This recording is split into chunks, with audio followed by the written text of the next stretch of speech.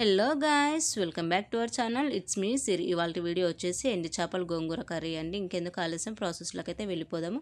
ముందుగా స్టవ్ వెలిగించుకొని చిన్నపాటి గిన్నెలో వాటర్ అయితే వేసుకొని బాగా హీట్ చేసుకోండి.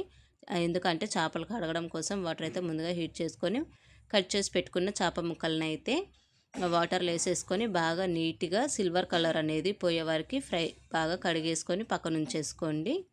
చూస్తున్నారు కదా, బాగా తెల్లగా అయితే వచ్చేసే చేప ముక్కలు. ఇప్పుడు స్టవ్ వెలిగించుకొని కళాయిని అయితే పెట్టుకోండి. కళాయిలో తగినంత ఆయిల్ అయితే వేసుకొని, నేనైతే ఇక్కడ ఎక్కువగానే వేసుకుంటున్నాను అండి, నాన్ వెజ్ కాబట్టి.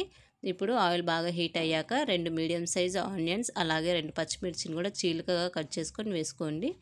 ఆనియన్స్ కూడా సన్నగా చిన్న చిన్నగా కట్ చేసుకోనండి, పొడవుగా కట్ చేసుకోకుండా. ఈ విధంగా కట్ చేసుకున్న దాంట్లో 1 టేబుల్ స్పూన్ సాల్ట్, అలాగే చిటికెడు పసుపును కూడా వేసుకొని బాగా కలిపేసుకోండి. ఆనియన్స్ అనేది గోల్డెన్ బ్రౌన్ వచ్చే వరకు ఫ్రై చేసుకోవాలండి. ఇప్పుడు ఇందులోకి ఒక రెమ్మ కరివేపాకును కూడా యాడ్ చేసుకోండి. చూస్తున్నారు కదా, ఆనియన్స్ కూడా బాగా ఫ్రై అయిపోయాయి. ఇప్పుడు ఇందులోకి 2 మీడియం సైజు టమాటాలను అయితే సన్నగా కట్ చేసుకొని వేసేసుకోండి. టమాటాలు కూడా బాగా మెత్తగా మగ్గిపోవాలండి. ఈ విధంగా ఒకసారి కలిపేసుకొని మూతనైతే పెట్టుకొని బాగా మెత్తగా మగ్గే వరకు ఉంచుకుందాము. అలా ఒకసారి మూతనైతే తీసి చూద్దామండి. టమాటాలు అనేది 50% అయితే మెత్తగా మగ్గిపోయాయి కదా, మళ్ళీ ఒకసారి మూత పెట్టుకొని బాగా మగ్గనిద్దాము.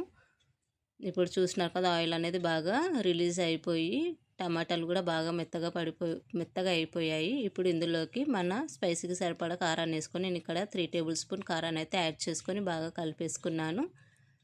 కలిపేసుకొని కొద్దిసేపు అలానే మగ్గనిద్దామండి. ఇప్పుడు ఇందులోకి ముందుగా ఒలిచి పెట్టుకున్న గోంగూరనైతే ముందుగా కడిగేసి పక్కనైతే ఉంచేసుకున్నాను. గోంగూరనైతే వేసేసుకొని ఇప్పుడు టమాటా అయితే ఏ విధంగా మెత్తగా మగ్గిపోయిందో గోంగూర కూడా మెత్తగా అలాగే మగ్గిపోవాలండి. ఒకసారి మొత్తము కర్రీ అనేది గోంగూరకు పట్టేలాగా కలిపేసుకొని మూతనైతే పెట్టి బాగా మెత్తగా మగ్గనిద్దాము. చూడండి, గోంగూర కూడా మెత్తగా మగ్గిపోయింది కదా. ఇప్పుడు ఇందులోకి మనము ముందుగా క్లీన్ చేసి పెట్టుకున్న చేప ముక్కలను అయితే వేసేసుకుందాము. వేసేసుకొని బాగా కలిపేసి మూత పెట్టి మగ్గనిద్దాము. చూస్తున్నారు కదా, చేప ముక్కలకి ఎంత టైం పట్టదండి, చాలా తొందరగానే మగ్గిపోతాయి.